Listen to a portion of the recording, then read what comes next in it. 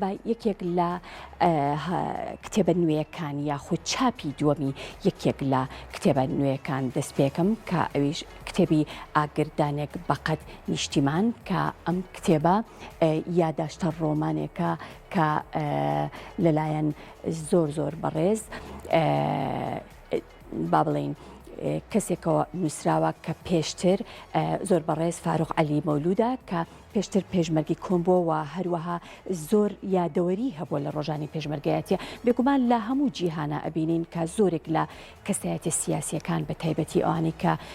ژیانیان هەوراز و نشێوی زۆری تایە یاخود ڕووداوی زۆری تایە هەوڵەدەن کە ئەو ڕووداوانە یاخود سەرگوزشتەی ژیانیان یاخود ئەو ماوەیەی کە تایە ژیاون ڕووداوی زۆر سەرنجڕاکێشی تایە لە ڕێگەی یاداشتە ڕۆمانێکەوە بیخەنە ڕوو بێگومان ئاگردانێک بەقەد نیشتیمان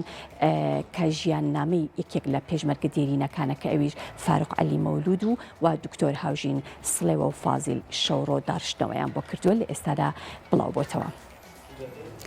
فاروق عەلی مەولود شێخانی لە ساڵی 1955 لە گوندی داربەسەری قەزای کۆی لە بنەماڵەیەکی شۆڕژگێر لەدایک بووە.